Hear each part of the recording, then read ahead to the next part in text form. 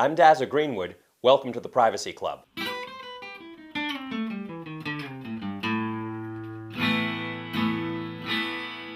When it comes to privacy and technology, I know what I'm talking about. And I've worked with people on many sides of this issue for over 20 years, from politics to the practice of law, from consulting with industry to being a teacher and a researcher at MIT for over 10 years. I've worked with Republicans and with Democrats, and with nonprofits and Fortune 500 companies. I've worked with federal agencies on these questions like NASA, the Department of Homeland Security, and the General Services Administration. I've testified before the House and the Senate. I've worked with civil liberties groups, with industry groups, and with academic communities alike. All of this work on privacy from all these many sides over the years has frankly left me with more questions than with answers.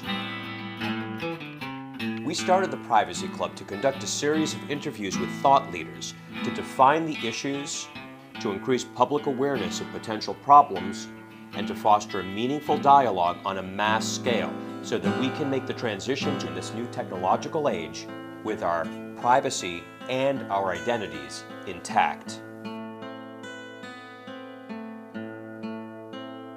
I think it's only fitting that our first guest should be not only a thought leader in the area of privacy, but also a true technological innovator, the inventor of the open source license, GPL, Richard Stallman.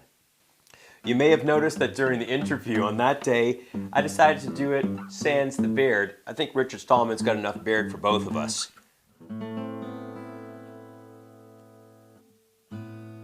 How did you come to form the ideas that you have, today regarding the need for privacy?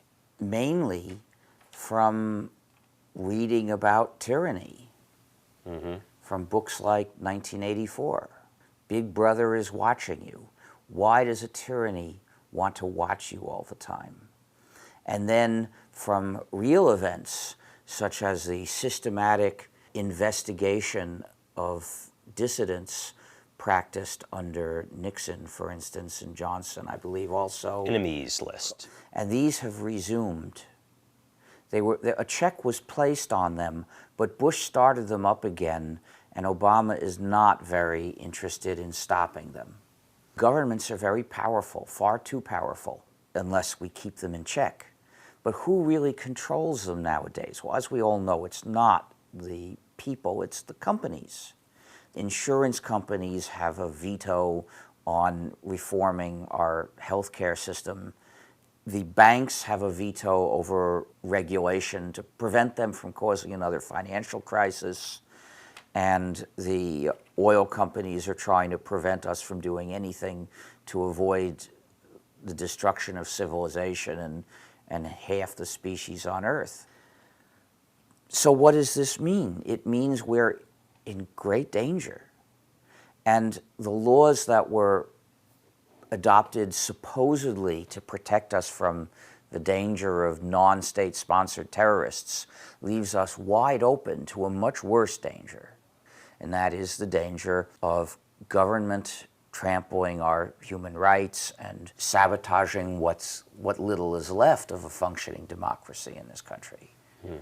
Privacy in the context of important freedoms that are at risk of slipping away now during this transformation to the information age. What is the privacy from surveillance that you believe is needed? What are the types of surveillance, and what types of privacy can continue to be respected and protected in this new playing field? I could mention two broad classes of surveillance. One is surveillance of your movements, and the other is recording of your transactions. Surveillance of your movements is done with cell phones if you make the mistake of carrying one. 20 years ago, people would have been offended at the idea that someone would slip them a device that would send radio signals and tell some nationwide system where they are all the time. But now most people voluntarily carry one, but I won't. I consider it my duty as a citizen to refuse these tempting but dangerous devices. Now, I would find it convenient, just as Lots of other people do. But I feel it's my duty not to have one. And it's not because my whereabouts are very often a secret. Frequently it's listed on websites where Yes, you're speaking and exactly. where you are, and I don't your have Flickr a trail lot of- is actually very well linked to, as I understand it. So the point is, I'm not defending my own secrets, I'm defending yours. I started to talk about one, there's surveillance of our movements. Cell phones are one way, cameras are another way. In the UK, all car travel is recorded in a national database. You're talking about the person driving, Well, an they don't occupant, or the registration of the car They itself? track the car license plate. Okay. So yes, conceivably, you could throw them a bit off the track by borrowing someone else's car. But if they decide 3 years from now that you're a dissident, that you're involved with other people in some sort of political opposition group, then they can check everywhere you've been, and they find everyone you know.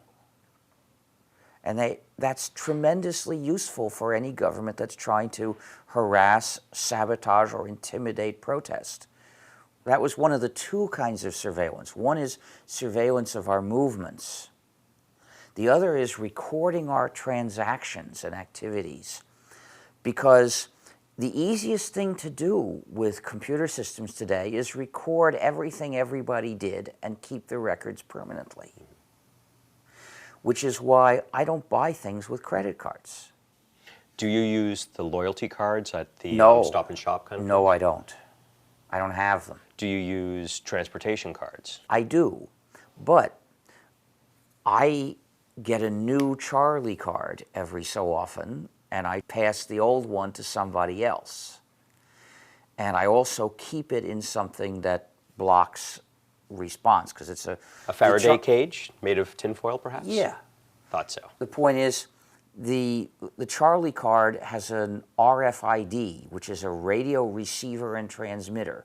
It receives a signal and it transmits another signal, and it can be scanned anywhere. So we start to see a convergence of the physical space and the network, the logical layer, putting together a dossier, a virtual profile on Yes. people from their whereabouts, their whatabouts, their whoabouts, their interactions and transactions, the contours of their life, their fullness of their identity. Right. Many companies keep records of everything that they do with you, everything you buy from them.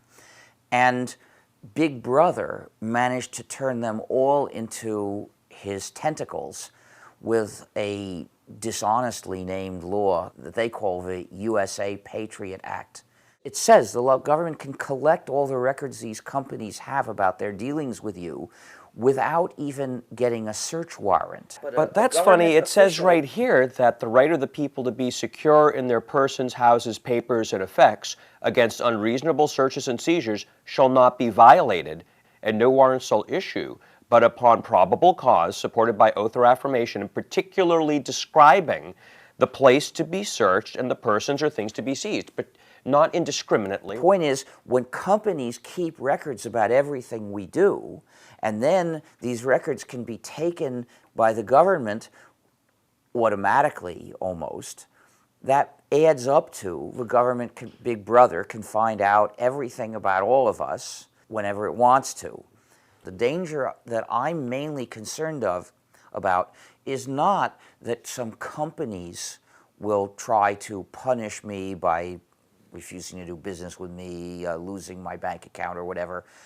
Governments have people, have police and armies with guns.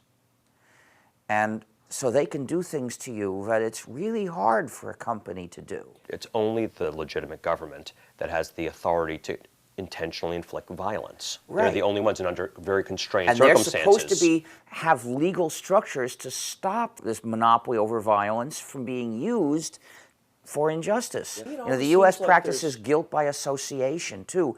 Organizations are declared illegal without a trial.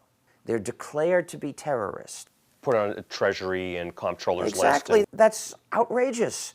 If they're believed to have committed crimes, put them on trial. Prove that they're terrorist organizations, and then convict them and sentence them to whatever.